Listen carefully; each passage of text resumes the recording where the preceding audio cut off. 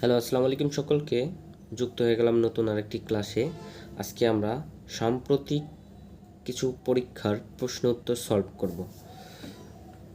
প্রধান উপদেষ্টার কার্যালয়ের একটি অধিদপ্তরের সহকারী পরিচালক পদে পরীক্ষার প্রশ্ন সলভ করব। আমার জ্বর জ্বর লাগছে, এটি কোন ধরনের বাক্য? এটি সরল বাক্য।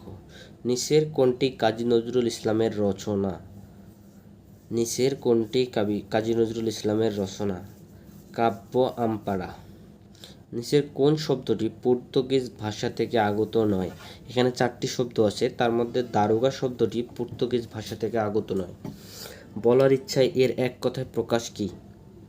আপনারা সবাই জানেন, আর এটা অ্যান্সার তোমরা কমেন্ট বক্সে লিখবা। চর্যাপদের যে পদকর্তা কৃষ্ণচর্য নামে পরিচালিত ছিলেন? কে কৃষ্ণচর্য নামে পরিচিত ছিলেন? মহিধর্পা। সত্যসুন্দর দাস কার ছদ্মনাম? মোহিতলাল মজুমদারের। রঞ্জন শব্দে ব্যবহৃত যুক্তবর্ণের সঠিক রূপ কোনটি?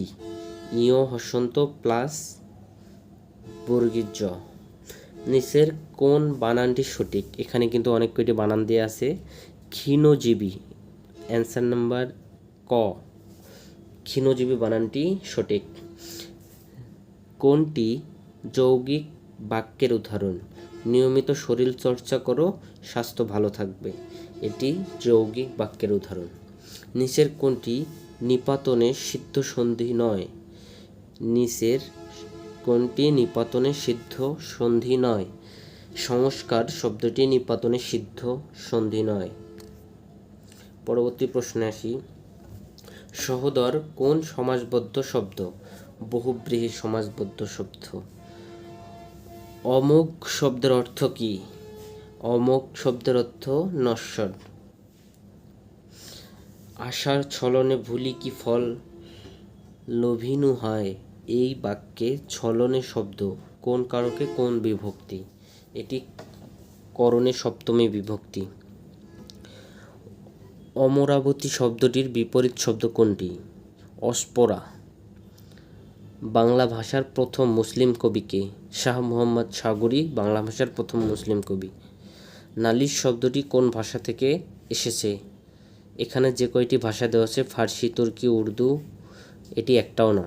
উত্তর হবে কোনটি না। কোনটি নাম ধাতুর উদাহরণ? বেতা নাম ধাতুর উদাহরণ। নিচের কোন শব্দটি একাধিক স্ত্রীবাচক শব্দ রয়েছে?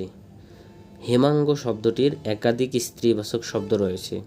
কোন শব্দের সাথে খানা নির্দেশক শব্দটি বসে? বিশেষণ এই শব্দের সাথে খানা নির্দেশক শব্দ বসে। গলায় গলায় ভাব, এখানে গলায় গলায় কোন ধরনের দ্বিরুক্তি? গলায় গলায় শব্দ কিন্তু পদাত্মক দ্বিরুক্তি। শুক্রবার থেকে পরীক্ষা বাক্যে নিম্নরেখা অংশটি কোন কারকে কোন বিভক্তি? নিম্নরেখা অংশটি হলো শুক্রবার থেকে। মূলত প্রশ্নই হলো শুক্রবার থেকে অংশটি কোন কারকে কোন বিভক্তি? এটি অপাদানে পঞ্চমী বিভক্তি। তো আজকে এই ছিল তোমাদের জন্য কিছু গুরুত্বপূর্ণ প্রশ্ন সলভ। ভুল ত্রুটির ক্ষমা সুন্দর দৃষ্টিতে দেখবে। আগামী ক্লাস দেখার আমন্ত্রণ রইল। সে পর্যন্ত ভালো থাকো, সুস্থ থাকো। আল্লাহ হাফেজ।